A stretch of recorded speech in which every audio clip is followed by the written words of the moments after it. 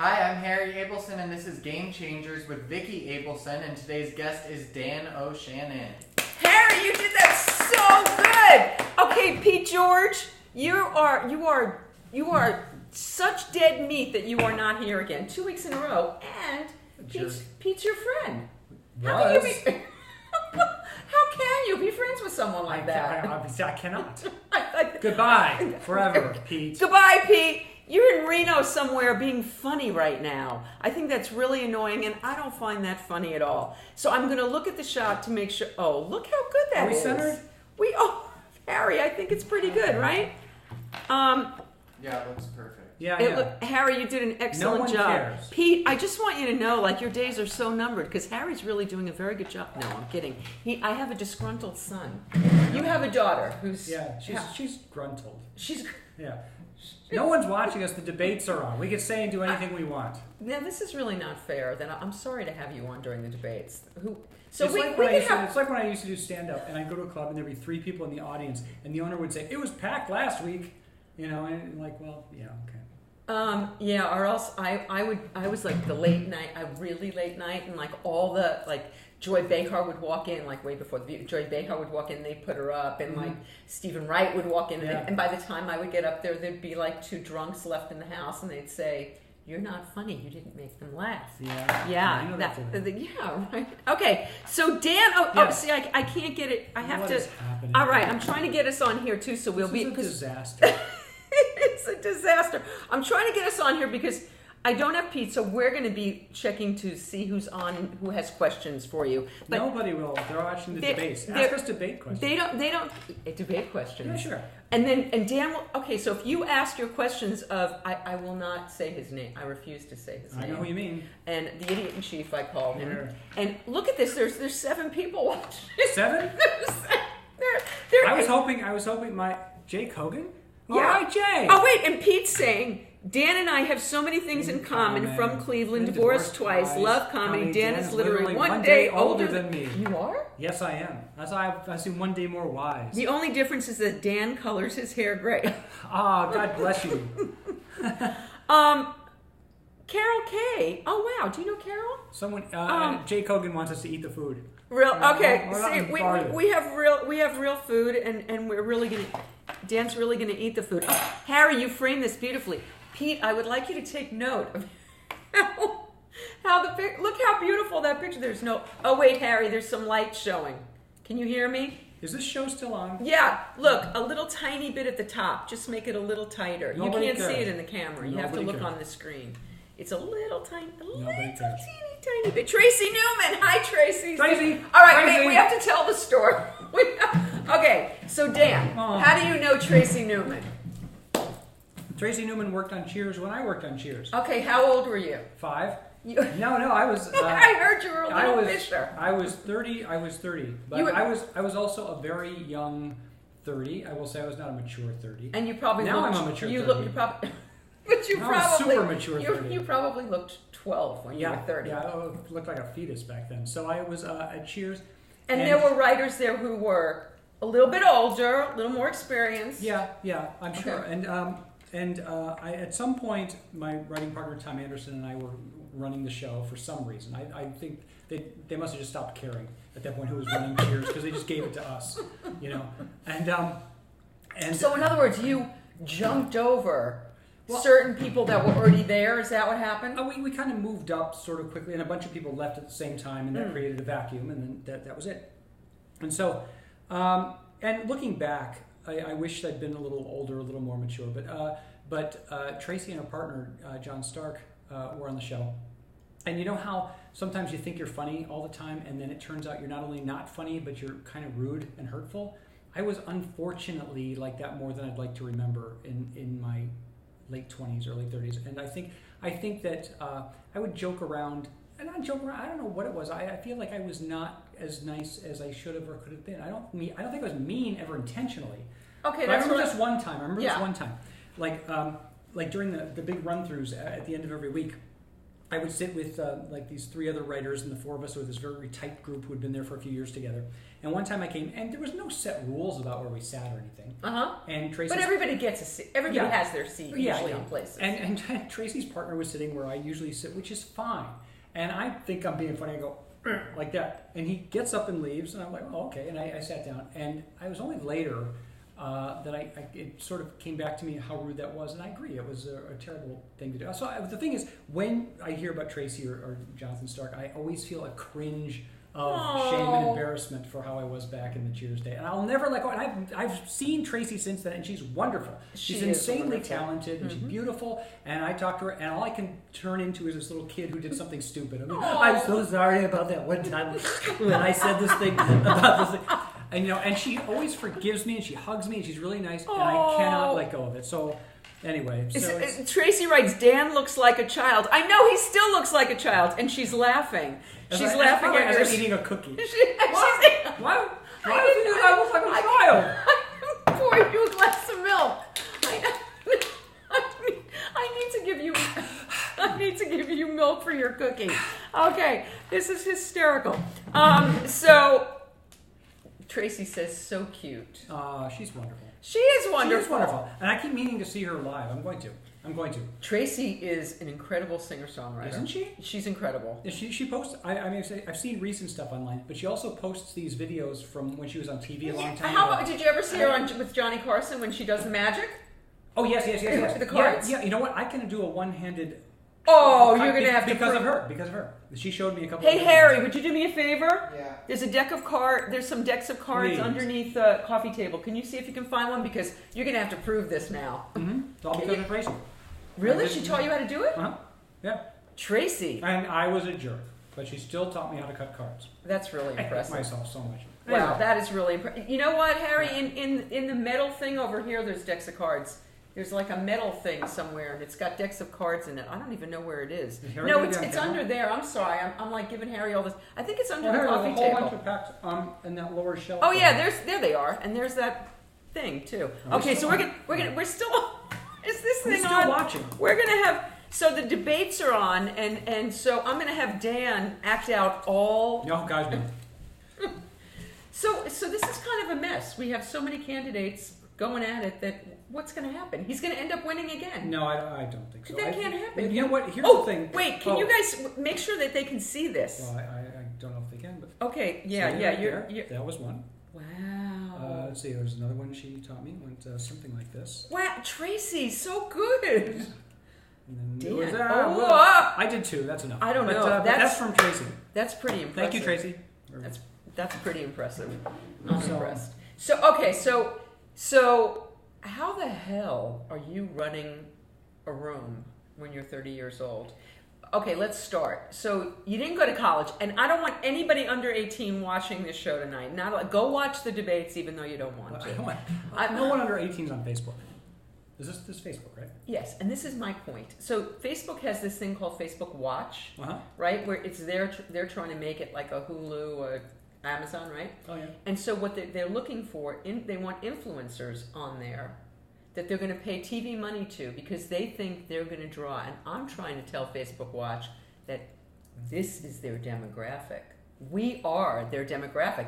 So I haven't really gone to Facebook Watch, but I've had the gatekeepers not let me get to them because they think they only want influencers. That's not who's on Facebook. Right? No, yes, I agree. Nobody's. Yes. Yeah, we should be on Facebook. I've never seen you this angry. We should be on Facebook Watch. And you've never met me before, so that's a stretch. Okay, so tell me, Dan O'Shannon, Cleveland. Funny people. Best location in the nation. Fred Willard, also from Cleveland. Love him so much. And you brought him on Modern Family? Yeah. It was your idea? I think we were batting around names, and I kept saying Fred would be great. You're kind of young, but did you watch Fernwood Tonight? No, it's before. You know what? Your it's time. a little before me. I've seen it, but when it was first on. Right. No, you did because I was in college then. But watching it after the fact, was it funny? Well, not so much. Well, it's funny. The show itself, I don't remember latching on to myself, but watching him sink into character and say these things. He was always there was whatever show he was in was funny, but then he was almost separately funny. I would have like one eye that was just dedicated to watching what he was doing. Like every Christopher Guest movie. Yeah. He's just so good. He is so good. Damn it. Okay, so you're a kid, you're in Cleveland. When do you know you're funny? I wasn't for a long time. And, I was not a funny kid. I was not naturally funny. Okay, so what were you as a kid? Like, what was your thing when you were a kid? I was just a random kid. Were you like a generic? Did you boy. play sports? Were you a book No, kid? I watched TV a lot. Okay, so what did you like on TV when you were a kid? Oh, cartoons and stuff. Yeah, those stuff kids watch. Okay. Who Who did you think was funny? Well, I began to develop. Well, I should tell you, when I was 8, Mm-hmm. I was at a school assembly, and I was sitting on the gym floor with a bunch of other kids. I've told this story before, so if you've seen me before and I've told this story, I'm sorry. But there was some guy on stage. Everybody just tuned out. I'm not at all. I can't believe they lasted this long. Really.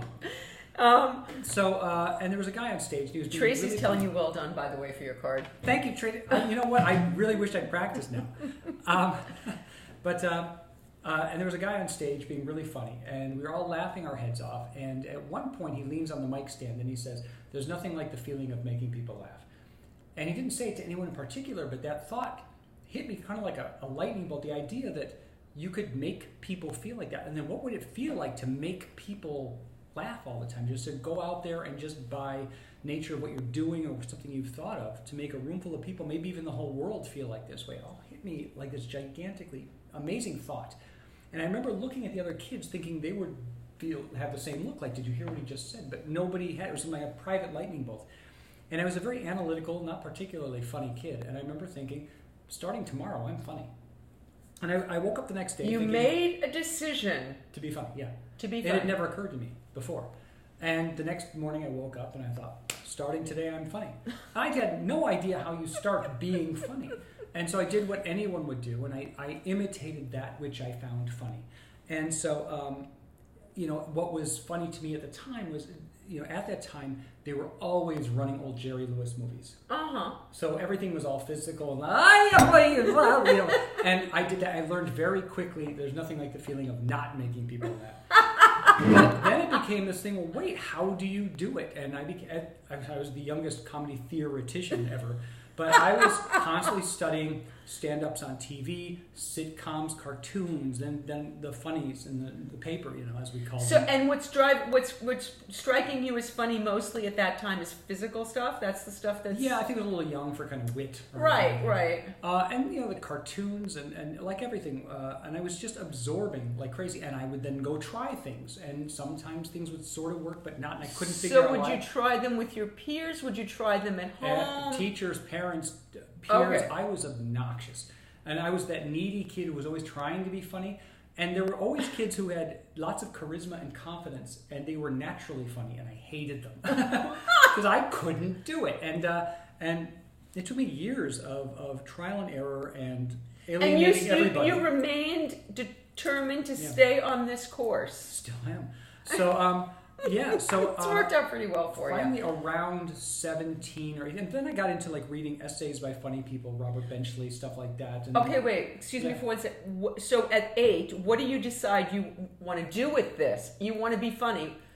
What do you want to be when you grow up? I think my first inkling was like be in funny movies or be a comedian. I'd seen those. So I thought that, or like this guy who had done whatever he did on stage,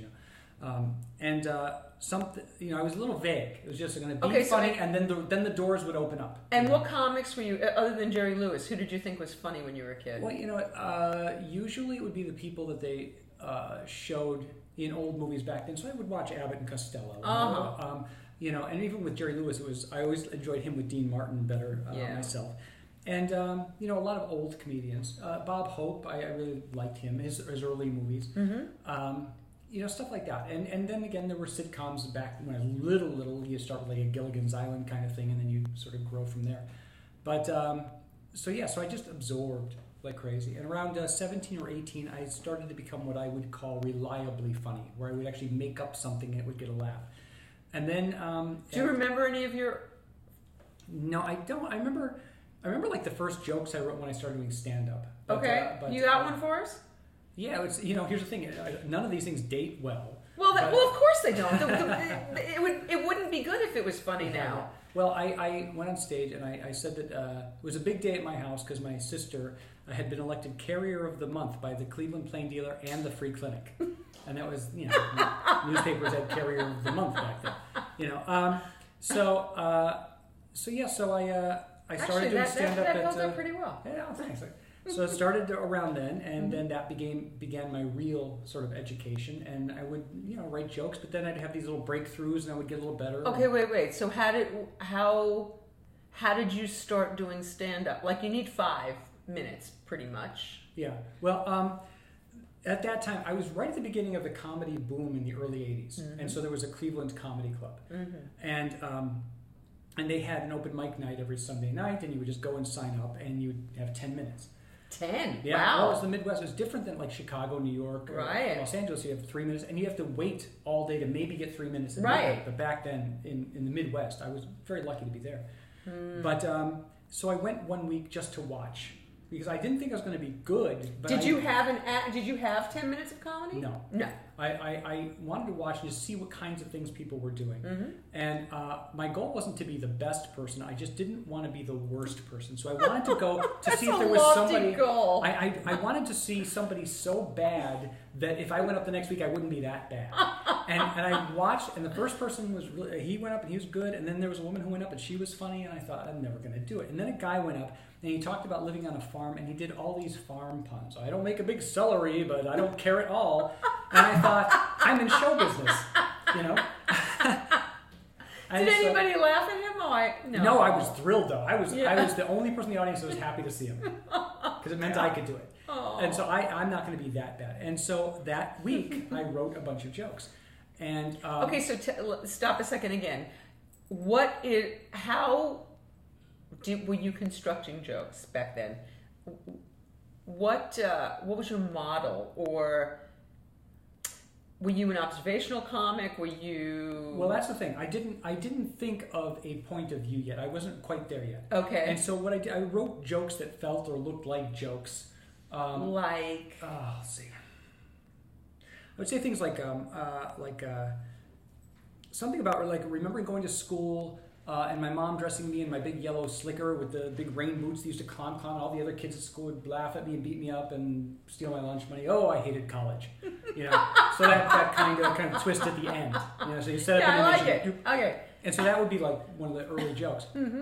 And so I wrote a bunch and I grouped them by topic. And then I would create a little segue. So it was personal stuff. You weren't talking about the news. Well, that's the problem. See, I was. Oh. And so I would talk about family. I would talk about politics. I would talk about my girlfriend, college, sex. All these different things. I grouped them by topic. And I went up, and I was very nervous. I did okay that first week, and then I started doing it regularly. And so what was regularly? Because like every Sunday night. Okay. So Once it was a week. just at one place. And then I think they opened a second club nearby, so it was 2 nights a week. And I was hit and miss. Some nights I would just kind of really nail it, and other times not so much. And I would change jokes around and add. Did you ever bomb? Yeah, a couple times. Yeah, a few times. And, it's painful. It's absolutely horrible. And so, and then I had this kind of revelation. I remember I was thinking about the act, and I was at my parents' house cutting the grass, and I remember having this one thought. I thought, I'm going to look at it from the audience's point of view. Like, what are they experiencing when I go on stage? So they hear Dan O'Shannon, they hear the sound of my name, and then they see me go up the stairs and bounce to the mic. Now, at that time, I looked very young, That is so shocking to me. I looked like I was 12. Finding that host so hard. He's all gray and everything. Yeah. You still look 12. God bless You look like a weird 12-year-old with gray hair. That's flattering? No, yes, it is. The original fake Paul is watching. Hi, Mitch. Mitch Weissman was Paul McCartney in Beatlemania. Oh, for gosh sake. And he's watching us. Hey. Yes. Hi, Hello. Mitch. Okay. So we're gonna say hi to some people in a minute. Yeah. So I'm thinking, what are they thinking of me, right? So I go to the mic, and I'm thinking to the audience, I must look like this boy next door, just wide-eyed and innocent. Yes. So as soon as I start talking about sex or politics, I'm going against whatever they're thinking of me. Isn't that a good thing, though? A strong stand-up could change what they're thinking of you, but I was not strong. I did not have those kind of chops on stage. I see. So I decided, like judo, why not use what is already I don't there. know with judo. With the Well, it's like basics you of- use their force against Ah. is the thinking. I think. I don't know. Someone who knows judo, tell me if I'm right. So Tell us the answer to that, please. So people are they're loving that. Oh, isn't it Look nice? at all that little love you're Isn't that getting. nice? Thank you. You're getting love and laughs. Oh, well. And 11 people are watching. 11 people. That's what I wanted. That was my goal. Didn't I? I said 11 You people. did. Yeah.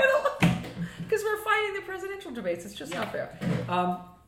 So what I did was I decided to immediately cut everything that was worldly out of my act. And the next time I went on stage, I wore a sweatshirt that was a little too big for me to accent the kind of youthful thing, and I amped up my nervous energy. And suddenly everything clicked because now there was a character on stage telling these jokes, and every joke told them a little more about the character, and then the character infused every joke. So can you remember a joke that you told like that? I could, those other jokes I told you, if I told them with that Right, character, right. they're very helpful. But I think what happened before that, I thought that your comedy act was just your material. That's the act. But no, that's just a blueprint. That's just material. Those are words. And it is not the act. The act is an experience that you create with an audience. And so I thought of myself, I guess before that, as almost an anonymous delivery system. I would go out there as a nice, clean-cut guy, and I would say these jokes and put them in the air and hope that they would laugh at the jokes, and put another joke and hope they'd laugh at the jokes. When I became a character, I joined my act. The act was the material plus me on stage. And so I was answering the subconscious question of the audience always is, who are you? Why are we now being quiet to listen to you talk? So whether you're talking about even observational stuff that has nothing to do with you, that's still telling them who you are because of your point of view. And so when I began to answer that question with my act, then it started to gel into something, and then I started working professionally.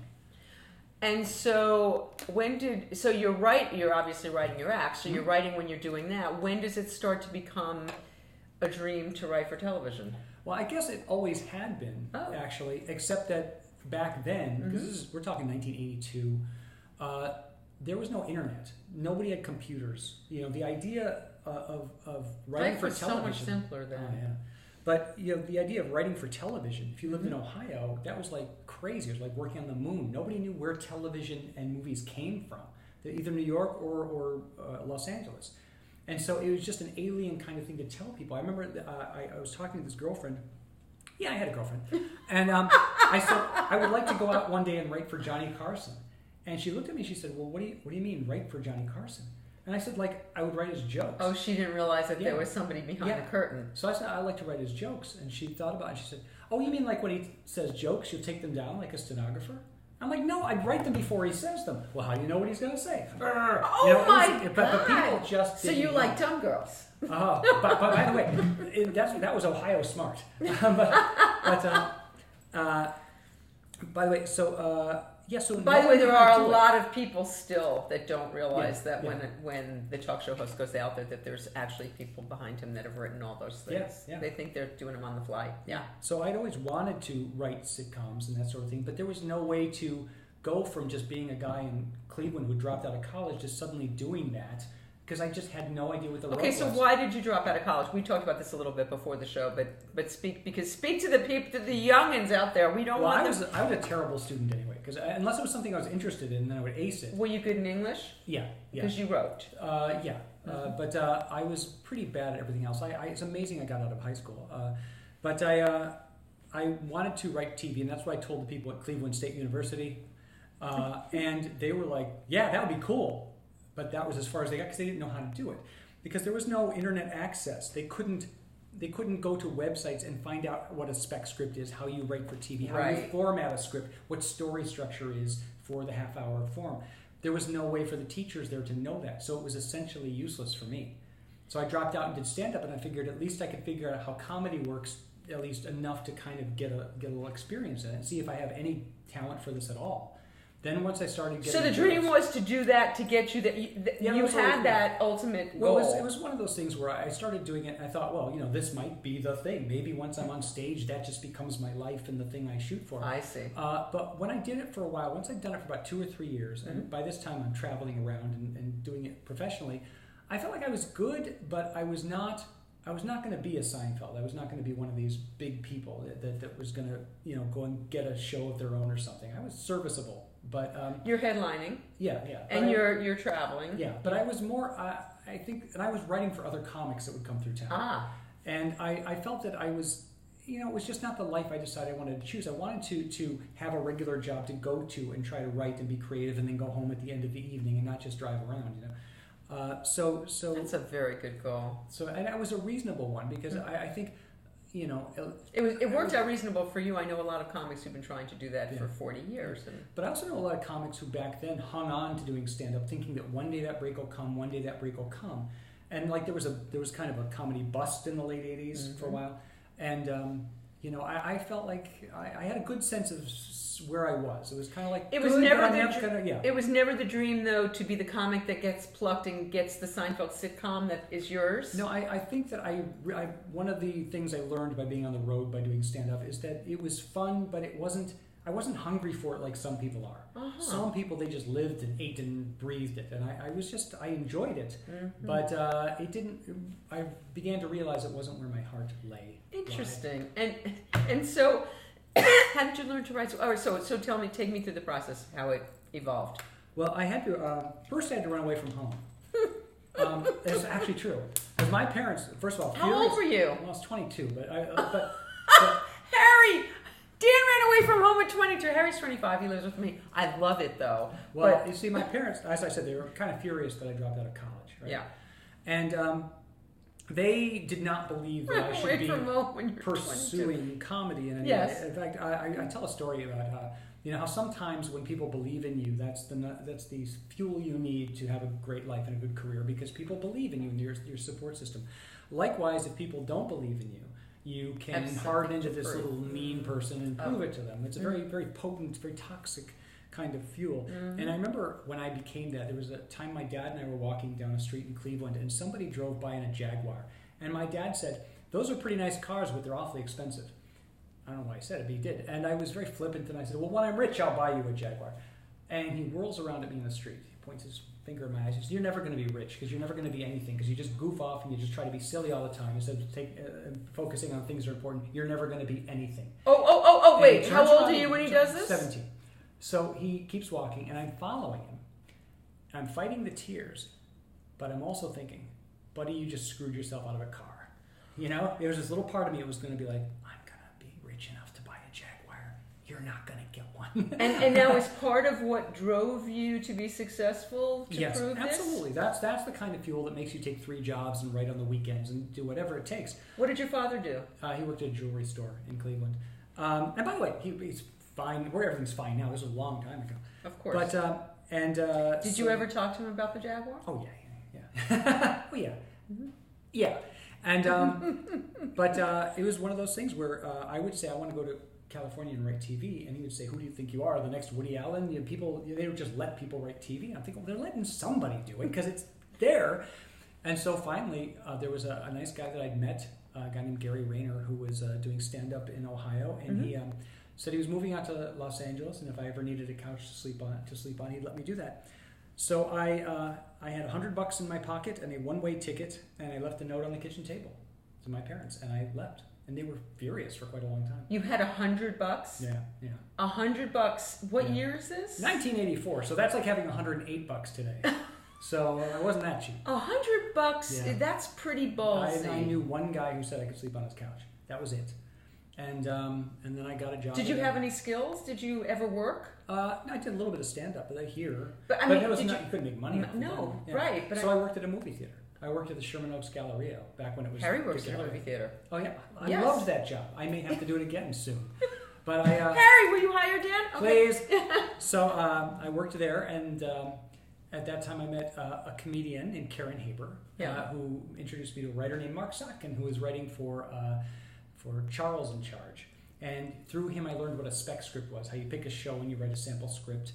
Okay, so how did you do? There is no internet. Yeah.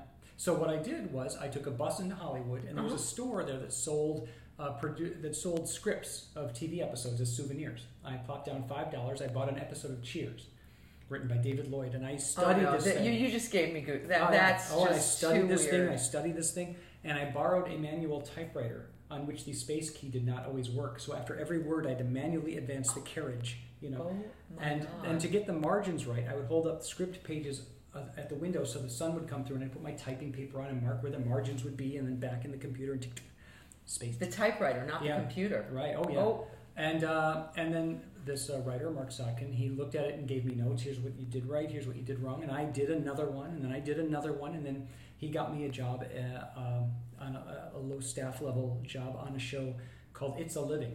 Okay, now wait a minute. Yeah. You did like 3 drafts. I did 2 drafts of a Cheers script, and then I did a script of The Cosby Show. You did 3 scripts, and you got a staff job. I can't tell you how lucky I was. I mean, there's more there. There's more going on there than luck, but okay. That got me my first job. Amazing. That got me an agent, and then I did other shows after that. And okay, so now tell me about getting your first staff job and working in your first writer's room. What's that experience? It's terrifying. And that's the thing. Sometimes writers will get together and they'll teach classes and writing.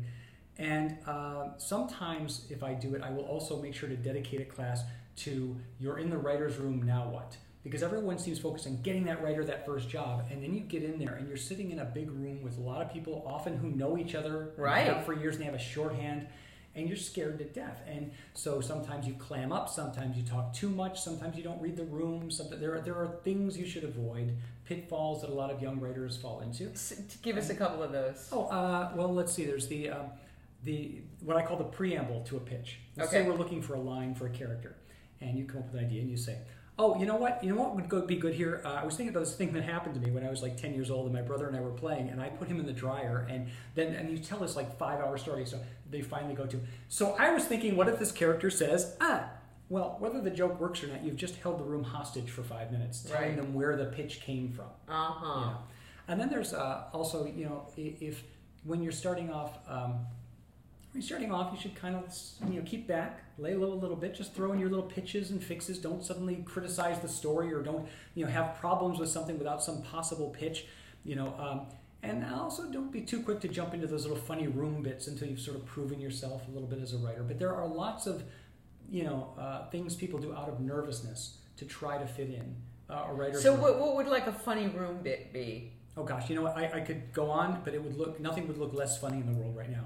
Because it really is. No, and by the way, Jake Hogan, who's I think still watching, would tell you don't take a room bit out of the room because it's just like But I mean, is there something that somebody would try that like didn't land? Like, can you think of one that didn't land? For example, I would just jump into we just make silly jokes, and we'd compound the jokes, or do characters, or throw things at each other. Something would become a bit, But like somebody would do something that would not work. And then they feel foolish. Well, that's kind of a different thing, and that's just part of the job. Oh, okay. In fact, actually, it's funny. I used to, when you pitch a joke, if it doesn't work, the room's fine with it because everyone's pitching jokes that work and don't work. Right. However, if you pitch a long bit and it doesn't work, then everyone's staring at you, and that's uncomfortable. And that's where I would just if I did that and everyone's looking at me, I would do the craziest things to kind of divert the attention, or just I I would do any kind of bit to just get out of that silence, And one thing I would do. So anybody who comes in and watches the show later, we have to get these out so they don't see it because they won't understand what it is. Yeah. There was one thing that I used to do. I would turn to my writing partner, Tom Anderson, at the time. Yeah, tell me how that happened too. Yeah. And I would say, because he looks like Harry Anderson, but that's another story. I would turn after something embarrassing, and I would say, "Did I say that out loud?" And we'd all kind of laugh. And then one week, a writer named Rob Long said, "Hey, why don't we that thing that Dan says? Why don't we give that to Cliff on Cheers?" And so Cliff, we had a line for him where he goes on and on. Everyone looks at him. He says, "Did I say that out loud?" And a year later, 2 of the writers who had been on the show were on 2 different shows, and they used the same line. And then it became like Chandler's first joke on Friends. Then it started getting used on every sitcom in the world. Then it started getting used in real life. It is used in real life. So every time I hear that, so you started that? Yeah. So every time I hear that, come on, did you really start that? You can't find it before 1990 from an episode of Cheers. Do you swear? Yeah, constantly. All right, I challenge anybody out there to tell me a time before 1990 that somebody said, "Did I say that out loud?" Because we've all said that. Yeah, since 1990. Yeah. Oh. Yeah. By the way, If you find it, I'll stop saying that I thought it. But yeah, it's working. That's pretty crazy right now. We're gonna say hello to people in a minute. Let's. Okay, so let's see who's on here and let's say hello to some people. So so cookies. Pete was on here. I don't know. You can eat some. So yeah, Jake Hogan. For God's sake, someone eat the fruit. Jay's saying, who eats fruit? I don't know. It's just there. So yeah, Tracy's here. Pete, no hips. That's right, Pete. There was no hips today. Robert Owen, hi. John Green, hi. Michelle, hi. Tommy Gunn. Wow, I knew Tommy Gunn from New York. I don't know Tommy Gunn. I was a rock and roll promoter, and so was Tommy. That's how I know him. Do you have Vicky's book, everybody? They should, right? Yep. They should. It's called Don't Jump. Mm-hmm. Mike DeVille, my Honda guy. I'm coming to see you, Mike, from my air conditioning on Friday. It's screwed up. Anyway. Hi, Cheryl Nimitz. Hi, who else am I saying? Elisa, Polly, John, Asher, Mitch, I love you. Don Bruce, it doesn't mean that I don't love the rest of you. Bruce Berman, hey. Michael Hall, hello. It is like Romper Room. Marcy, Michael, Polly, I'm saying the same names again. Hi, Gary. I'm so happy that you love it. He was with us yesterday. Harold. Hi, Eileen. Michael Wild. My dad, his dad, John Meyer's dad was the same kind of guy. And I'm sorry, Mom, but my mom too. My mom told me 3 years ago that I should drive for Uber. That I should stop this little hobby that I have and I should drive for Uber. And ouch. It is, but I can't buy her that Jaguar yet, so I need to work on that because I got to buy the Jaguar and all. She actually has stopped.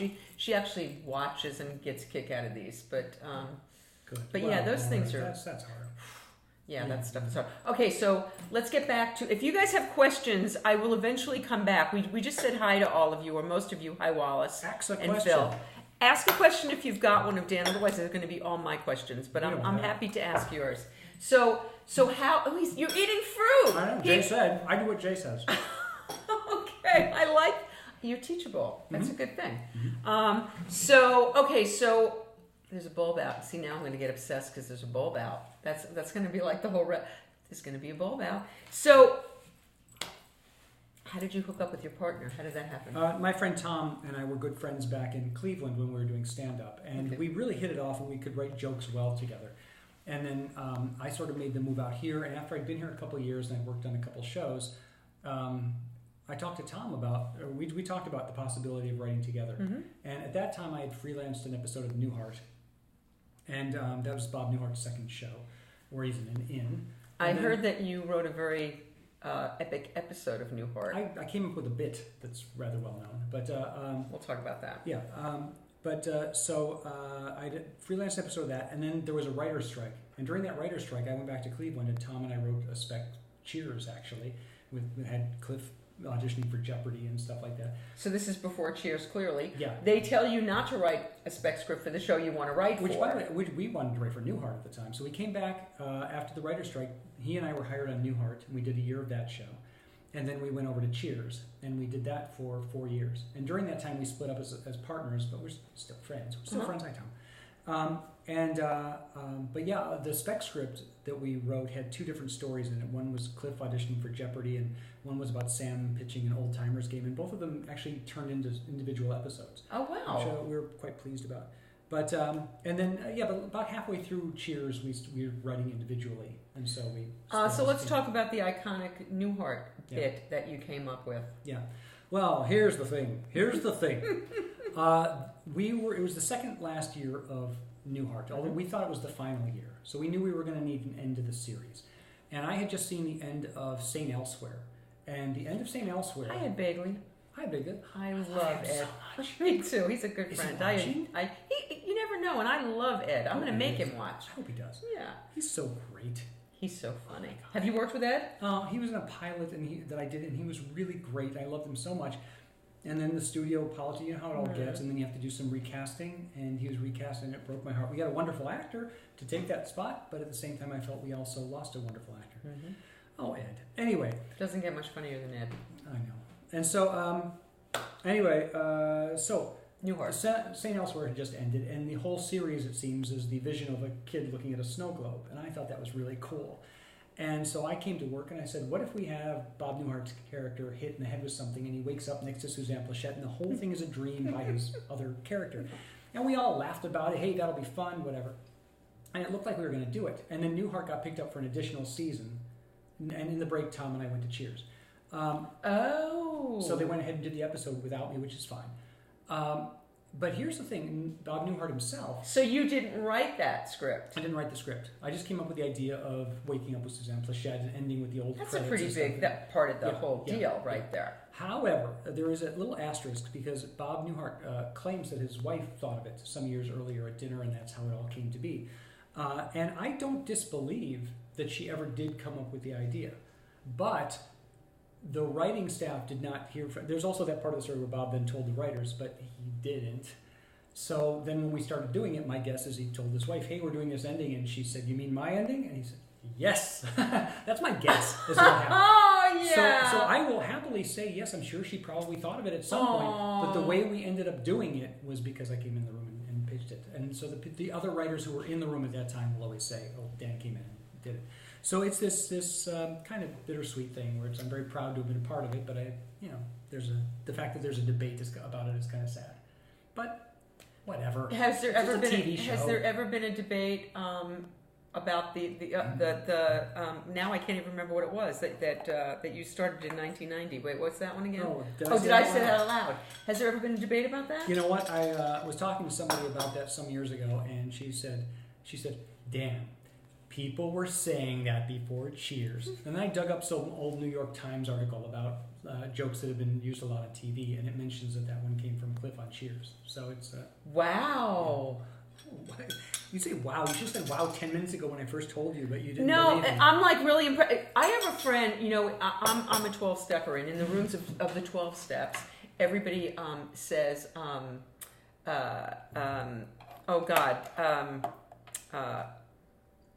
what's said here stays here, and everybody goes here, here. Yeah. And so I have a friend that claims that he coined that in a meeting. Guess what? And bless you. And oh dear. I believe, why not? Maybe he did. But it's said in every room around the world every day. The what happens here stays here, here, here. Did he coin that? Oh, That's what he says. That's what he says. When I was a little kid, I knew a kid who said, his name was Alan Horvath. He lived on Euclid Avenue in Cleveland. No, Meredith Avenue. And he said that his older brother thought of the line, I know you are, but what am I? And then when I saw it on TV, I was like, your brother's line is famous. I was so happy to believe everything that anyone told me. It was like a movie from like the 1940s. I'm like, aha, it's famous. Someone like, whatever, it's crazy. Oh, jeez. All right, so you write 3 spec scripts, you end up on a show, you obviously are good at what you do because you keep doing it. So how do you go from Newhart to Cheers to then running that room? Well, Cheers is kind of funny because Tom and I were on Newhart. And during our time on Newhart, the people running Cheers, it was Sherry and Bill Steinkellner and Fief Sutton, had seen our spec script, and they asked us through our agent if we wanted to freelance an episode. But we were on Newhart, so we went up to our bosses and we said, please, please, please, can we freelance an episode of Cheers? I mean, it would be a dream come true to have done an episode of Cheers. And still, it's just an amazing show. I can't believe we got to do it. And our bosses said, well, if you can do it in such a way that you don't take time away from the show you're on, and we're not even aware you're doing it, and you promise that if they ask you to be on staff, you don't go over there, then we'll let you do this. And we were like, no, we wouldn't do that. Newhart, all the way. You're insulting us. And we wrote the script, and then at Cheers, they liked it enough to invite us to staff, and we said yes. Did you ever get called out for it? Oh, yes. Oh, the yes. people were not happy with us. So you left Newhart all around not good stuff. Have you seen Bob since then? No, but here's the thing. He is one of the greatest. Amazing. He's amazing. And I listened to all his albums when I was a kid. Yeah. I mean, just to the grooves were out on the record. And Tom and I were so sort of starstruck because it was our first big show that neither of us spoke to him until our last day. We no! Hi, Mr. Newhart. We were right for your show. And he's like, I know who you are. Wow. But we were scared. He was great though. I liked him. That whole thing about the ending notwithstanding, he's amazing. It's Bob Newhart. So you can be on a show for a year, and not ever talk to the talent. If you're lucky, or careful. Wow. Was that what was your experience? But even on Cheers, that's what I was going to just ask. You know, because someone recently, Hi, George. I like George Wendt. I love them all. You know, I don't think I ever got over my intimidation through the Cheers years even, and I. How were Ted Danson and Shelley Long when they were in the height of all? I wasn't there during the Shelley Long years. I was there for Kirstie Alley. Okay. And by the way, everyone was great. Everyone was super nice to me. But someone recently ran into Ted on The Good Place. And, I work with your friend Ted Danson. And I wrote to her and I said, I wish I had taken the time or had the nerve to just start up a conversation with him, to talk to him, because he's such a great guy. And you didn't? All that time? No, I mean, I like small talk. Or we would talk about lines in the script. And I think there were a couple of times that he said things that were sort of like open invitations for discussion, and I was like, run away. But I was young. You were a kid. I was an image, like I say, even at 30, I was sort of and he was that way. Huge star. And a huge talent, and truly the nicest guy. So pretty much all of the people on Cheers were so nice, and I was a kid, and I was scared of all of them. But they were great to me. Did you come in when Kirstie Alley came in? Did you come in after she was already in? She'd been established for a year or two. So she was already... Yeah. Okay. I didn't have to do any real work. Everyone was already there. Did you come up with Norm? No. Oh, God, could you imagine? No. Although by the time Tom and I kind of took over the show at the end, there had been 250 episodes shot. And most of them took place in the bar. And most of the episodes had more than one story. So there had been essentially 500 stories told in that bar when we took over. Right. And then you have to write the millionth Norm joke or the millionth time that Carla slams Cliff, And, in a show that long, it's very tricky because it's hard to keep growing the characters past the quirks that made them funny. Right. You want to sort of keep them where they're still funny, but at the same time, you don't want it to get stale. Did anything iconic come out of your time on Cheers? I doubt it. And the truth is, it's funny, I don't remember a lot of it. I don't go back and watch things I've worked on before. I have not seen an episode of Cheers since 1993. I haven't seen a Frasier since 2004. Okay, we have to talk about Frasier next. But there was recently a Cheers reunion. Oh. And a bunch of us went to that, and a lot of the cast was there. And I think I might have even talked to some of them. I was going to say, did you talk? I'm sure I sat with her. I'm sure I turned into a 30-year-old again. But they showed a montage, like a montage of Cheers through the years, different funny bits and scenes and stuff. And I watched it. All the writers, I think we all watched it the same way, which was not mine, not mine, not mine. Not mine, not mine. I helped on that. Not mine. Yeah. Having been married to a comedy writer, I know how that goes. Yeah. That's hysterical. Okay, so Cheers, you're there till the end? Yeah. And you know that it's going to end. So what are you doing? Because you guys are obviously have one foot in another door before a door is closing. So what are you guys? Oh, you're not a partner. You're not a team anymore. Right. Yeah. Okay, so what are you, Dan, doing? I worked at. I had a development deal with Disney. I did a show that came and went. It's not, Wait. But you're in the last year of Cheers. You know that it's ending. Mm-hmm. What are you doing to shore up your?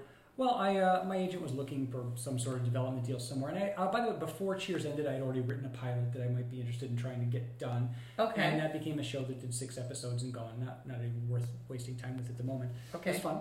And but you got a show. Yeah, and then I worked on a bunch of different shows. I worked on Suddenly Susan, King of Queens. Okay, like so that. Suddenly Susan. Did you work with Kathy Ladman? Was Kathy on it then? No. Okay. No. Although I've run into her every now and again since the 80s. Hi, Kathy. I love Kathy. She probably wouldn't remember ever even meeting me. I don't know about that. She's pretty good about that stuff. But Brooke Shields came to my opening night as a rock promoter in New York, way before Suddenly Susan. What year was Suddenly Susan? I'm going to guess like 94, 95. Yeah, this was in like 90 that she came to my thing, and she was still, like, everybody thought of her as the Calvin Klein underwear person in those days. But so Suddenly Susan. I did some of that. I did an animated cartoon that did pretty well. That was kind of fun. Oh. Then trying to think. Then I guess at some point I started doing Frasier. Okay, so was Frasier already a thing when you got there? Yeah. It had been on 6 years. I started in the 7th year. So that had to be a huge score. Yeah, it was. I was. It's funny. I look back on all these things. I can't, the reason I think that I don't watch the episodes is I think all I see is a parade of my own failings. I see where episodes could be better, or where I kind of maybe was lazy, or I remember the week and something stupid I did. I'm constantly running from my own memories of a problem. But I recently thought of there's an episode of Cheers that I was behind, and I recently thought of a better ending for it. Wow! And it's like, well, it's 30 years now, but I now I walk around with this knowledge of I know the better ending to this one episode. Okay, so please tell us what the episode is. I'd have to go through what the whole episode was to build up to it. But all right. So I don't revisit because I think they're I'm afraid I'll see things that aren't that good. And I think that's common. Yeah. So what was working on that show like? Did you talk to anybody on that show? Well, more than I did on Cheers. Okay. I didn't pal around with anyone or see anyone socially, but I still more than Cheers. And everyone was great. They were professional. They were brilliant. And the writers were great. I was intimidated when I first started there. Frasier had such a reputation. There were rumors going around that that. Someone told me at some point you had to wear a tie in the writer's room. That was a crazy one. Another one was that you had to have your pitch entirely fully formed and perfect before you could present it, which turned out not to be true.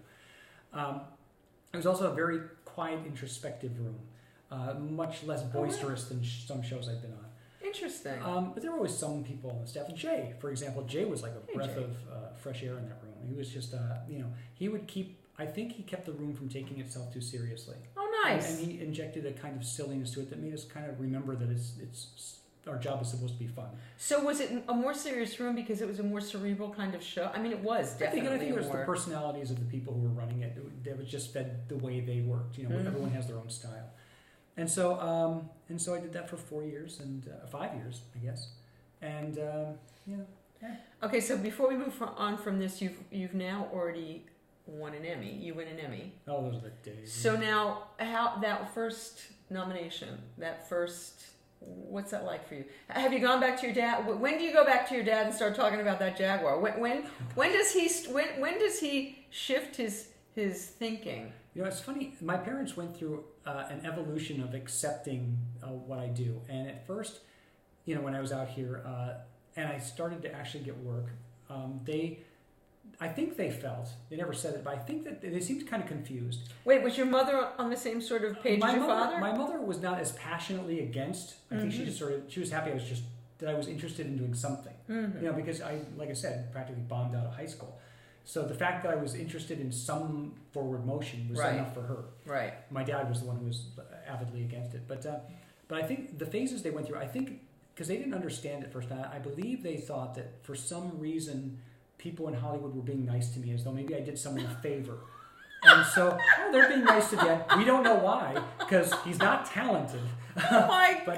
But you got to remember, this is brutal. But you got to remember, because it took me a while to go back and sort of really, think this through. But their primary impression of me over the many years that I lived in there, I was with them for about 20 years, and for most of that time, I was running around loudly trying to be funny and not being funny. And that's their primary memory of me. Mm-hmm. So when I say I'm going to go right for Cheers, they're shaking their heads and thinking, well, it's the cringiest thing they could imagine. And I get from their point of view, yeah.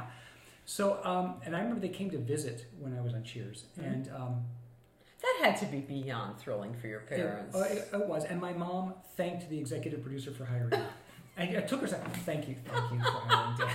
Oh my God! It was very sweet.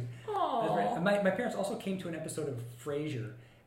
My friend Bob Daly always laughs at this, but we were the show went well. It was a lot, they were in the studio audience. The show went really well.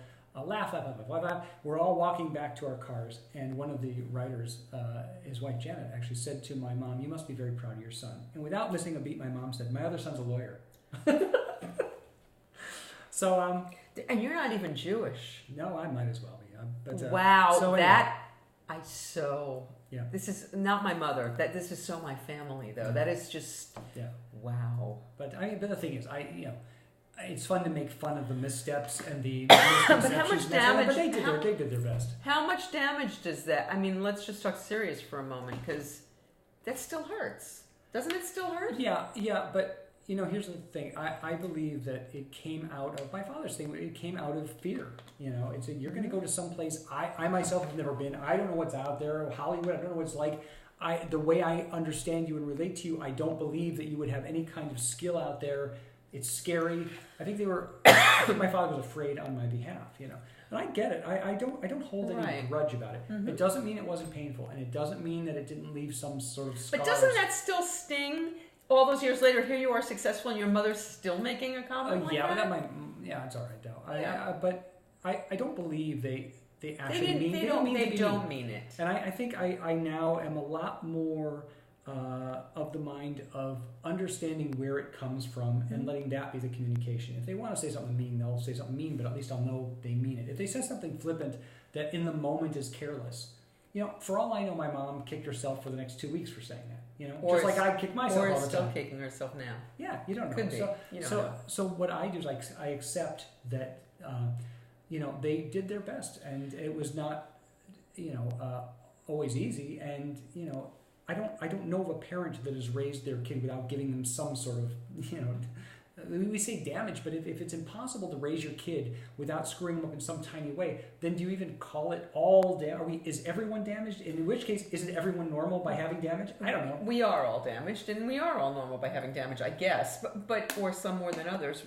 How about as a parent? Are you hyper aware because this happened to you?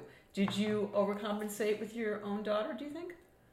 I would like to think that I did not. My daughter wanted to be an actress for some time when she was much younger. And I really kind of sat and talked with her about it. Did you encourage her? No. Well, what I did was I framed my encouragement. I said, she's like 6 years old, 7 years old. I said, if you want to take acting classes and if you want to be in plays, I will pay for the acting classes and I will come to every one of your performances. If you're just looking to get an agent and be in commercials and stuff like that, that's what I'm against, because you will get hired because you're cute and you'll get a bunch of jobs, and then when you're 13, your phone will stop ringing and you'll wonder why nobody loves you anymore. Okay. However, if you study it as a craft and you love doing it, then perhaps when you're 13, 14, 15, you will actually have the kind of talent that people will call you. And so I want to give you a good foundation. And also be clear, if you want to be an actor, you want to be a star. Because if you want to be an actor, you'll be happy acting for 100 people or 1,000. If you want to be a star, you won't be happy till you're a star. And then guess what? You won't be happy because you'll have to keep being a star. It'll drive you crazy. So that was how I approached that. So I would like to think that I didn't just, every time. So how did that go with her? Well, she and her mother and I were divorced at the time, and they went and got an agent and started auditioning for things like that. So. Did she get commercials?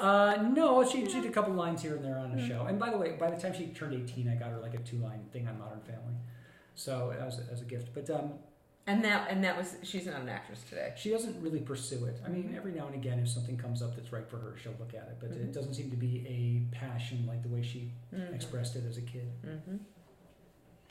Are people still watching us? Yeah, 9 of them. 9? We lost 2. Great. All right. My parents. Let's see if anybody. Brilliant writing. Okay, let's see. John Myers has something long to say. Let's see here. Hooray. We'll have to cut his head off and bury. I don't know what he's. Jesus, did I say that? Did I say that? So I took Vicki's challenge to look it up. So please don't blame me. And in a way, I sort of proved you did write it. Oh, he's saying that you did write Thank it. you. He found out that you were telling the truth. I always do. Glad to see another Clevelander. Who's that? That is Laura Frost. Hi, Laura Frost. Okay, so if anybody's got questions, hi David Pincus. If anybody's got any questions for Dan, and thank you for looking it up, John. That was sporting of you. Okay, so you finished with Frasier. And the Emmy, that's what I asked you. So what is it like? Oh, it's amazing. I mean, it was like... Does that take your parents to a new level of respect? Does that... Possibly. It was a bit of a blur. It was a wonderful blur. I remember that. But, it was... it felt in a weird way like a large "the end" should have appeared in the sky for me. Because it's like one of those moments where the movie should end now. Yeah. But unfortunately, I think that's when I started to realize in my life that the movie doesn't end until you die. And so there's this whole kind of like, now what? Yeah, but you've had no there's nothing anticlimactic about your career. I've done. Yeah, but you've had 11 other nominations. Oh, I should clear that up. I had 12 nominations total. Right. And 6 of those I won Emmys. So I did not get the 6. Oh, and not 12 more. I gotcha. Okay, it's worded weirdly somewhere online that I saw that. Okay. So 12 total nominations, pretty nice thing. Yeah. By the way, I will happily accept whatever portion of the credit I would deserve for that, but I also have to mention that a lot of these are these amazing shows that I was lucky enough to be a part of. I did not establish all the rules of Cheers or Frasier or But there are like specific episodes that get nominated for those Emmy Awards, and were any of those ones that were direct? I think that year we did Cheers, that my partner and I wrote one, but then again, we all wrote on them, and the executive and Bill and Sherry and Fief, they were doing the whole thing really. But so I'm just very careful. I just want to be very careful and straight to say that these shows won, and I was lucky enough to be a small cog. So I it's a little misleading because it always feels like I say I won an Emmy. Like I won an Emmy for something great I wrote. I wrote an Emmy for being a part of something that a bunch of us did together. Is more accurate. Yeah, but that's okay because you are part of it, and you are part of what has made it a success. And it would be one thing if you did it once, then we could all wonder if you really earned it. But the fact that you did it all of those times, I'm thinking you had something to do with it. So I'm thinking that's safe to say. So you leave Frasier, and what happens after Frasier? I don't remember. All right, so how do you get to Modern Family? Modern Family. I did dramas for a little while. Oh, I don't even know that. I was on a sci-fi show called Threshold that was on CBS one season, and then I did. So wait, how did you make that shift as a writer? I was lucky enough to meet a writer named Brandon Braga, who is just terrific, and he does sci-fi primarily. Did you love sci-fi? Yeah. Okay. And he was on a show. He wrote a million Star Trek Next Generation, Star Trek Voyager. He was starting one called Star Trek Enterprise, and during Frasier, I would go home, and late at night, I would watch these Enterprise these Star Trek Voyager reruns. And I kept seeing Brandon's name, and I went to work, and I said, "Does anyone know Brandon Braga?" And it turns out his office was on the lot, a couple buildings away from me. So I just went over and met him. And then it turns out he and I were moving onto the same street in the valley, and we became inseparable for a few years there. And I would like pitch around ideas with him and stuff, and he was nice enough to listen because I'm sure everyone did. And I would occasionally, at the end of a day at Frasier, I would walk over to the writers on Star Trek Enterprise and shoot around ideas with those guys. And occasionally an idea for a scene might show up in the show or something like that. Yeah. And I came up with an idea for a story that he had a writer named Chris Black ended up doing the episode, did a great job, but a little germ of the story was mine. So I got a credit, which was nice. Nice. And so then when he was doing Threshold, he brought me onto that. In fact, he's the one who got me onto the Orville, which is where I am now. But because that's a sci-fi show. So and then I did a show called Jericho, which is a post-apocalyptic show. Abel Vicki. Say that three. Yeah. Post-apocalyptic show on CBS, and that was a really interesting experience. That was my first just full-on drama. And how does that feel? Like, because your whole thing when you were a kid was about being funny. Yeah. Sometime during Cheers, I started to morph away from just wanting to be funny because I began to understand the power of storytelling and all the emotions that you could hit and still get laughs, and the idea that you could make people cry, you could make people anxious, you could make people angry and then pay it off with something so the joke would be much bigger, to hold back the laugh and create tension and whatever. And that became very fascinating to me. And around that time, I had started going to therapy, which I was rather unhappy, not like now. And I thought... How long ago was this? What years approximately? Let's say 89, 90. Okay, that's a long time ago. And I through therapy, I began to understand my own behavior. When I was upset about this, I was really upset because of this from years ago. And I began to understand that I have this subtext to me that... Everybody the characters must have subtext too.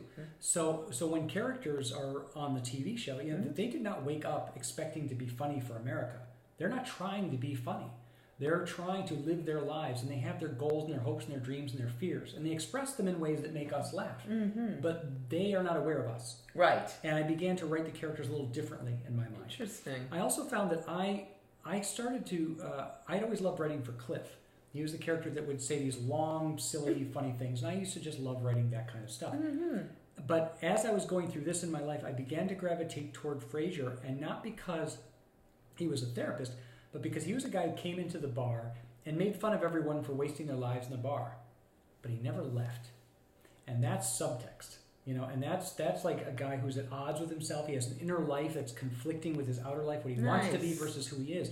And with a character that rich and that deep, who works so hard to avoid shame and fear, all the shame and embarrassment and all the things he's always done, that was definitely a character that could then do another 11 years after Cheers. So that became a little more of my interest in figuring out how to do stories, is how to manipulate the feelings in the viewers. And for writers who go from comedy to drama, all the rules of comedy narrative are the same in drama. You still want to tell a good story with a satisfying ending. You have to set it up in a certain way and have a scene be driven to a certain point and motivate everything emotionally. All those rules still exist. You just don't have to be funny every few seconds. And so in a way, it was a little bit easier. But then after I did that for a year and a half, I went back to comedies and ended up doing Modern Family. So, and what was that room like?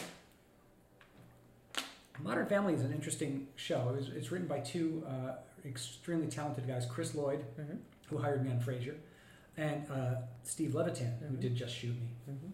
And they both are very talented, very alpha male, and each How has a does very that work? Who says it does? Ah! No.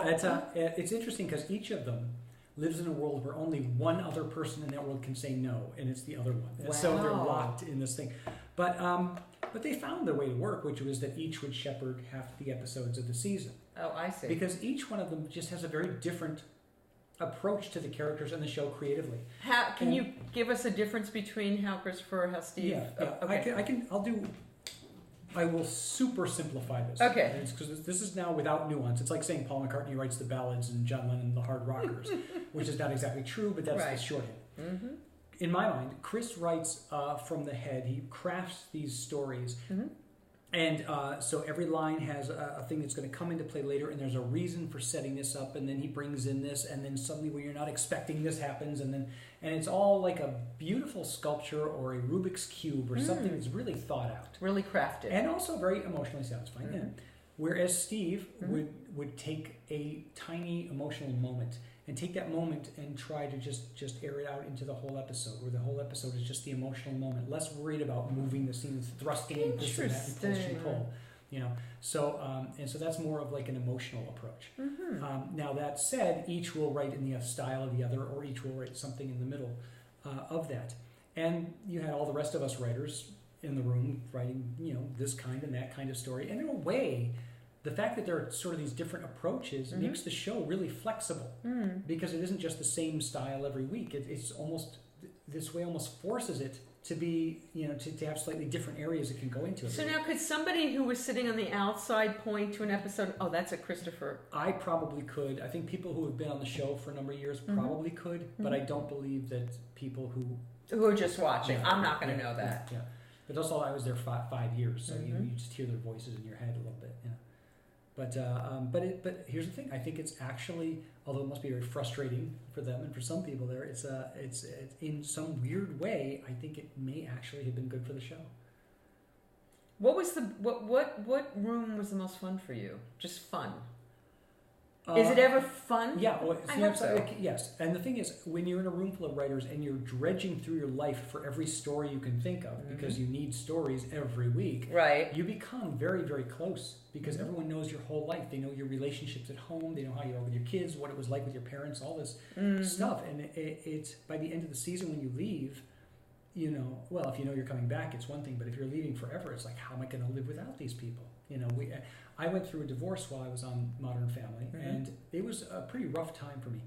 And I will say that all the writers around the table were so nice to me. They could see when I was, kind of like going through it, and they were a little extra nice to me, and they I didn't have to work quite as hard a couple times. They would let me kind of co-write a script instead of write one by myself. And they were just very sweet, and I would have done the same for them. Mm-hmm. So we all get very close, I think. But we also fight like brothers and sisters, definitely. As for the most fun, I have lots of good memories in all of these rooms that were fun in very different ways. Mm-hmm. Creatively speaking, I enjoyed when, at the end of Cheers and during my time on Frasier, when I had sort of some amount of control. Mm-hmm. Because then, to me, I could treat the show like a laboratory. So now, when you're an executive producer, are you doing anything other than writing? Yeah, I mean, you have to, depending on what the show's relationship is with the studio and the network, you might have to deal with executives. Fortunately, Cheers, Frasier, those shows were already big hits, so we could do whatever we wanted. Like I'm saying, I had control at Frasier, and I had a room full of writers who were terrific, all in slightly different ways. I had a cast that was amazing. And so it was kind of, okay, let's try to do a story where blah, blah, blah, blah, and let's challenge ourselves this way, or let's try, no one's ever done one like this. And sometimes the episodes would fall on their faces, but other times we'd have something kind of special. Can you remember anything iconic in Frasier that you feel really good about, like, that you love? Yeah, I wouldn't say iconic, but we did an episode where Frasier and Niles are talking about Niles' relationship to Daphne that has been going on for years. But rather than just do flashbacks, what we did was we took Frasier and Niles and we digitally inserted the two actors into scenes that had been shot in earlier episodes, like even 10 years ago, so they could interact with themselves. So it was highly technical. Wow. Yeah, like for example, there was one scene where from an earlier episode where Niles and Daphne were chopping vegetables and singing Heart and Soul. And when I moved Frasier and Niles present day into that scene to watch them, and Niles present day goes and stands and adds a third part of harmony to the song that he sang before. So stuff like that. I have seen that, yes. Yeah. Mm-hmm. So to be able to try and do things like that in a multi-camera sitcom was exciting for me creatively. Hell yeah. And to have a writing staff that they seem to, you have to ask them, but they seem to trust me because I would try different things. Let's do a Sliding Doors episode, whatever. And they'd get excited about it, and everyone there would just pitch in, and it felt like just the best of all of us when we made it work. And there were times where we would just swing and miss, and we all feel horrible about that. But to me, in a way, I that's one of the things that people say, what was your favorite show? It is never a favorite show because they were all great. But I did have circumstances and just like slices of time with people that I just love and admire that I've got to have through all the shows. But when I got to just really be able to do whatever the hell I wanted, and people would just let me try things with their multi-million-dollar shows, fools! That was. I mean, I don't think I'll ever repeat that experience. So I'm lucky I appreciated it when I had it. Good. That's very important to be that you enjoyed it that you knew you had something. Yeah. So now doing this, is your day different when you're writing comedy or if you're writing something serious? Is your life different? Do you feel different? Well, you know what? After this many kinds of shows, I feel like it's the fact that it is different from show to show. Even if you're doing a sitcom and then another sitcom, on one, you might have a showrunner that keeps you there until 2 a.m. every day. On another one, it might run very smoothly. You're home at 6 every day. So it's very different, yet the same. I'm on this show, The Orville, now that Seth MacFarlane does, and he's got a very unique way of working. And how so? Well, he doesn't, fortunately, he doesn't have to take notes from any network or studio, and he is so actively involved in the show, and he's so talented. But he created the show, he spearheads every episode, he writes all the outlines, he directs episodes, he stars in the show. Wow. And the quality is really terrific, and he holds himself up to a standard that the rest of us are just trying to keep up. There's some people in the room who are just pitching great stuff, and I because I'm still new there, I'm just like the first time in any room, I'm like, how can I keep up with these people, and but it's an amazing experience, but it's all different, But I could be done writing in another year or two, I think. Yeah. Okay. So that was my next question. Do you ever? I've also written 2 books. So okay, we're going to talk about more animation. That's crazy. So do you aspire? Do you ever want to I'd like to do some? I'd like to perform again. Does that ever come up for you? I do every now and again. I just did an event called Rant and Rave where I got to tell a story. Tell us about that. Betsy Zyko, who was a good friend of mine, probably not watching. Probably watching the She's debates. probably watching the debates. Yeah, because she cares about the country. But she runs this thing called Rant and Rave that they do for the Rogue Machine is the theater group I think that does this. Anyway, and so you told a theme and you do a spoken word just story for 10 minutes or whatever. I've been doing a few of those kind of things. I've done one in Ohio, some here. And I immediately put my foot in my mouth and said how I'm not into storytelling. But that's okay. But it's not. Anything done well is fantastic. Oh. And yes, anything done well is fantastic. And I enjoy doing it, but it just brings home. This is fun. I can enjoy it. The audience seems to have a good time, but it's not. It doesn't make me hungry to just keep doing it and doing it. I still don't have that drive to be a performer, be an actor, or any of that. So it's fun what drives you now? What? Less and less, I have to say. And in fact, you know how like people they'll graduate high school or college and they're kind of almost paralyzed, like what am I going to do in the world? Mm-hmm. They just don't know. I never had that because from 8 I knew what I wanted to do. Right. And now that I've done it, I'm finally at this place like, what do I really want to do now? I did the thing I wanted to do when I was 8. Have you written any features? No, but I'm too lazy for that. I don't know if I did the research on this. You see, a TV script, like a half hour, it's like 35 pages. Mm-hmm. A movie script, over 100 pages. I can't do that. I don't know what characters do after page 35. I think they lie there and wait for you to write page 1 again. I can't do it. I can't tell a story that long. All the stories I've ever wanted to tell seem to fit like within half an hour, or an animated short, or a short story, or whatever. That is so interesting. And have you had you talked about a show early on that you got made 6 episodes? I did two shows, and one lasted 15 episodes. Okay, what was that? It was a show called Maggie. It was on Lifetime. Oh yeah. And I was quite proud of it, but for reasons that. Wait, who was Maggie? Ann Cusack was Maggie. And Ed Begley was the first guy to play her husband. And then again, we replaced him with a very great actor, but at the same time, break. And that was a show I was quite proud of. But sometimes shows don't get their audiences, or a million different things can happen. So it's that's amazing not what something has to that's... happen. It's amazing how the planets have to line up for a show to work. Mm-hmm. I mean, just one thing goes wrong and you don't have a show. Mm-hmm. So I was lucky to have what I had. And I don't have a desire at this moment to create another show. That's what I was just going to ask you. I did when I was younger, but now I feel like it's almost like in this day and age, everybody's creating shows. We're creating a show right now. There's so many outlets and so many people with cameras putting on shows. I almost feel like, what do I have that's going to cut through all that or add to that in any meaningful way? I feel like there's enough people telling stories. Maybe the world needs people to actually listen to them all now. So maybe I'll just watch stories now.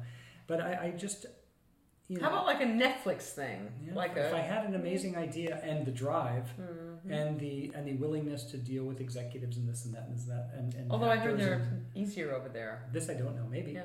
Mm-hmm. But if something would have to be a great idea, and I'd have to have that drive and passion. But it's been 35 years of writing, and I'm a little tired. So is there something else? Is there something? Fade out. Is there something else like relaxation, recreational that you'd like to do with your life?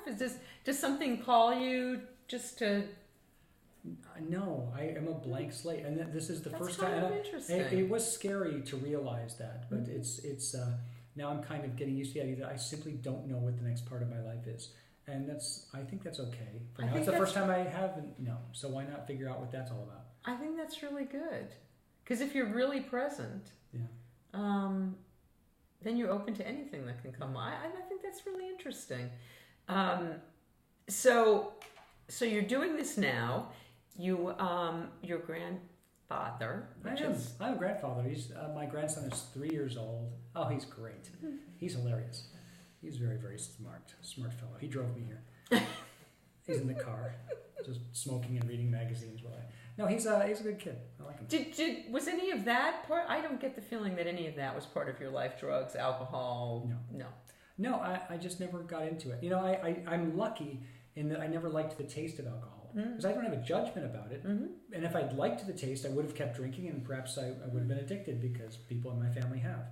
But I simply never liked the taste, so I thought, well, why make myself like something that could own me at some point? And so, not in your genes, your family. I had many uncles who died of like alcoholism and stuff like back in the day. but again, why make myself like it? It's sort of like cigarettes. No one loves their first cigarette. You know, you just like cough and cough and cough and cough. You know, I don't think. You know, I'm thinking back. I'm trying to think back to my first cigarette. I always wonder why anyone tries a second cigarette. I mean, yes, peer pressure looks cool, whatever. It's like, but after, because I tried like one years and years ago, and I coughed my head off, and it was like, then they said, "You want another one?" No, I coughed my. Did you hear me? I want another one. Why? Yeah, so, well, some of us are addicts, and so we do those things.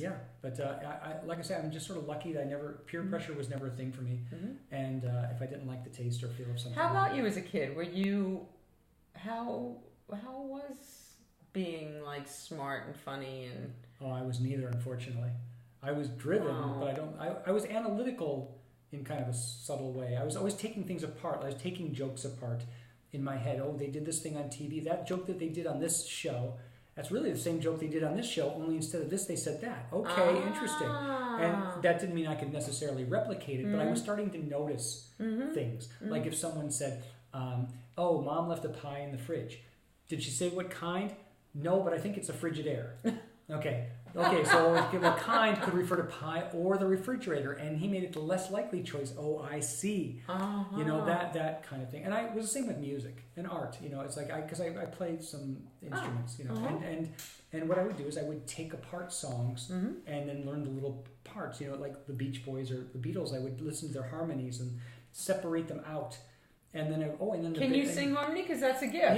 Yeah, I can. Although I don't have a great voice. I can sing harmony along with it. Or if I've heard the song enough, I can. Right. And, you know, they have the phrase about how you can't carry a tune in a bucket. You know. No, I don't know that. People say, "Oh, I can't carry a tune in a bucket." Oh. I always say I can get it there, but I spill a lot on the way. You know. So I'm hit and miss, but I hit sometimes. So, but I would take songs apart and listen to the individual instruments or the individual voices, and then I'd go, okay, and then you put it together, that's why it sounds like this. And I've always done that. I've always taken things apart to look at the pieces, because it's less scary if you say, oh, you know, this is really, oh, this person just singing that, oh, and it's just the same as the bass, and you blah, blah, blah, blah, you know, whatever. And so that taught me basic, you know. So, and is that how you write comedy? Do you write comedy from... I think when I first started, I did. When I first started, I would try to be a little formulaic with the jokes. And then, you know, I don't think in terms of formula when I come up with jokes. I think it's all embedded in a way. So many years of it. And so I'll see an opportunity for a joke and, you know, pop something out. But I don't, I'm not formulaic. I can be formulaic in reverse. Like if someone says, how'd you come up with that? I will go back and I will remember my thought processes that got me that. Interesting. But now it seems like it's almost like second language, you know. And how about the books? Tell us about the books. Well, the first one was a book on comedy theory. It's like, why does certain information make us respond this way? And, you know, I'd read some pieces about comedy theory usually written by people who don't do comedy. They're academics, or it was like Freud or Aristotle or Schopenhauer, and then, you know, all these academics. And they all say, all comedy is X. And the thing is, I don't believe that was ever the right approach. If you say all comedy is X, then you're limiting what comedy is. And by the way, if you say all comedy is X, I will give you an example of comedy or something that is Y. That is Y. Yeah.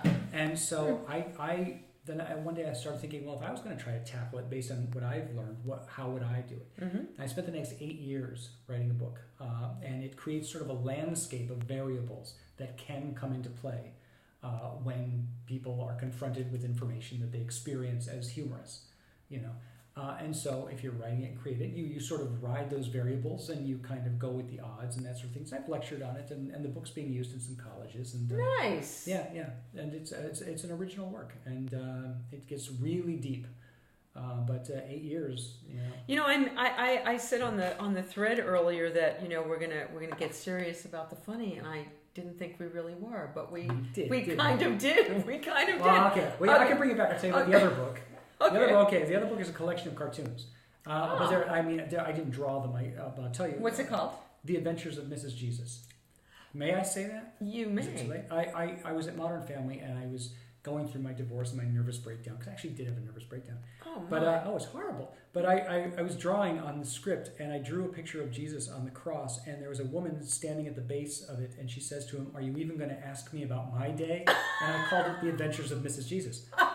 And And that night I thought, well, I'm going to put this on Facebook, but I didn't feel like drawing it again. So I cut out, digitally cut out like some images from some Renaissance paintings of Jesus and a woman, and I put in a little balloon and I put it on there.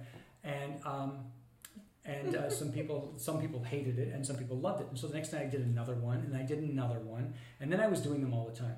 My mother unfriended me on Facebook. By the way, which is the second saddest thing after the fact that she had been my Facebook friend. And I can't believe you know, it's on funny. Facebook. She said, I can't believe you're making fun of Jesus after everything he's done for you. And I'm trying to think, what did Jesus? Wait, what was that thing that he did? Like, oh yeah, that time I had a flat tire and he came out. Oh, thanks. No, I said, but I did say, I'm not making fun of Jesus. I'm making fun of a person who is so self-centered she can't see the suffering of someone close to her, which was the kind of the theme. That's a really good answer. Oh wait, so say that theme again. Give me that. I was making fun of somebody who was so self-centered that she couldn't even recognize the suffering of someone, in front of her. I like that. So and that became the theme of the book. And but I did like 100 of these. So give us one more. Oh gosh. Well, maybe I can tell people where to find some online. Okay. Because I did like 150 of these. All right, so I won't put you on the spot to come up with one more. Yeah. I thought maybe it would quickly come to you, but that one's really good. So I don't want to make you do another one. I like that one a lot. So you would like this book, I think. I and you didn't bring it, so I can't hold it up. Go to Amazon.com, The Adventures of Mrs. Jesus, or there's a website I have that I haven't touched in 3 years. So it's just, I threw a bunch of stuff on this website. I called it oceanonland.com. And there's some Mrs. Jesus cartoons and some things I've drawn and little stories, and just enough to keep you busy all night. So drawing too, huh? Yeah, a little bit, yeah. And is that something you also taught yourself to do? Yeah. Mm-hmm. It's just all determination and just doing things over and over and over. And, so is there another book in you, maybe? Possibly. Does anything call you? No, I might do like some short kind of pieces, like anecdotes, short stories. I don't know, maybe, I don't know. I'm gonna read this book and then I'm gonna rip it off. I'm gonna write my own version of it. Jump. It'll be called Jump. Yeah. Well, Dan, I just like the idea that you knew everything you wanted to do, and you sort of manifested an 8-year-old's idea and made it work for you. Unfortunately, psychologically, I've been held hostage by that 8-year-old for 50-some years now. It's worked out pretty well for you, though. In some ways, yes, but in other ways, no, because I don't know. I'm at an age where it's like, well, what do I want now? I know what he wanted, and he got it. What do I want? And so I had to basically sweep everything aside and go, okay, what do I want? What are the things I like? Not the things I've liked since I was a kid. If someone says, what's your favorite movie, your favorite song, your favorite color, I don't want to just reflexively say the things I've said all my life. What do I like? Do I have a favorite movie or a favorite song? Probably not. But, who am I now? And what do I want out of this world? And so that's where I am at the moment. So what does that journey look like for you? Is it something that you consciously... Are you just kind of... Do you give it thought?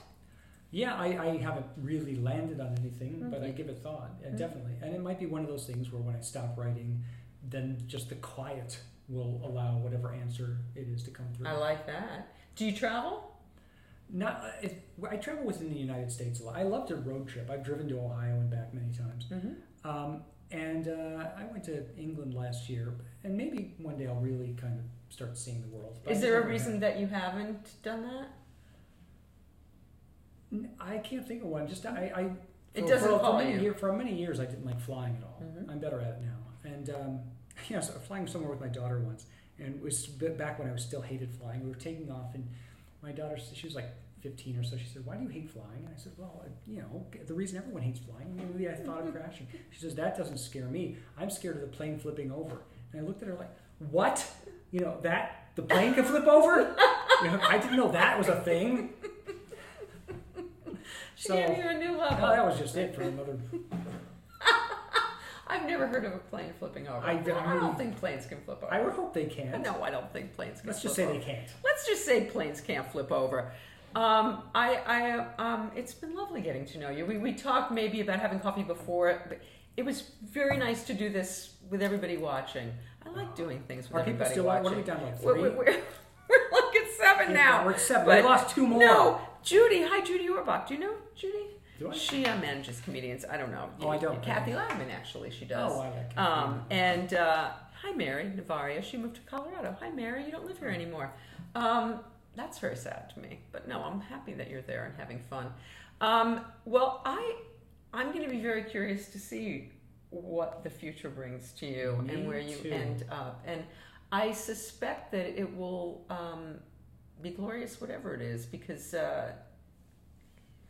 you are a very thoughtful. I really did expect you were when we were emailing you. Everything was funny, and it's really fascinating that this turned into one of the most serious shows that I've done, but thoughtful in a very good way. And I think you've given there are 7 people who agree with you. No, and I think this is a lying number, by the way. This means absolutely nothing. Okay. This means absolutely. This is So this. we don't have 7. No, we have many more than that. This is a lying number. Okay. It's No, sure. means absolutely. I'm sure. No, it means absolutely nothing. Probably 8 or 9. No, but we are fighting the presidents. But we'll have a watch party after where more people watch, even though it's a moon void. And Mercury is at the end of the retrograde. It ends right now. Actually, right now. Thank God. It's I've about had to a turn bad around. month, so it would be nice if. But there's a 2-week shadow that happens, and so I'm sorry. There's still more stuff going on, but Zoe Moon, one of my closest friends and an astrologer, swears to me that tomorrow is going to be a much better day than we've had this week. So look forward to a good day tomorrow. I like that. Yeah, I like the good day. And I hope we go out and have that coffee. And next time, but you have to make me laugh. No, you made me laugh a lot. You're very funny. What do I have to do? You're very funny and you're very cute. He looks like Harry Anderson, and a little bit like Dana Carvey. But I get that. And thank you so much for doing this. I really appreciate Thank you it. for having me. And Pete, look it. There's no more gigging for you. No, I hope you're having a great time in Reno, Pete. Harry, thank you so much for turning on and off the camera. I really appreciate that. You set up the shot beautifully, though. We're getting some love here. And I can't even remember who my guest is next week. I guess it would be nice if I looked and so that I could give him a shout out, right? Yeah. Okay, so let's see. Oh, Jason Butler Harner. My friend Jason Butler Harner was on Ozark. Did you watch Ozark? No. Oh, Ozark was great. Binge it. Okay. Jason is this very corrupt. He's like an FBI guy or something. Oh, Ozark is excellent. And Jason just got a new show, and he's going to be a leading man on a show, and he's going to be leaving to do that. But he's going to come here first. But I saw him on Broadway last year. What? Amazing. He's a wonderful actor. And so he's going to be right here, Jason. He's a tough act to precede. He is a tough act to precede. So anyway, thanks again so much. Oh, mwah, thank you. And Harry, thank you, and we'll see you. Thank you, Harry. Mwah.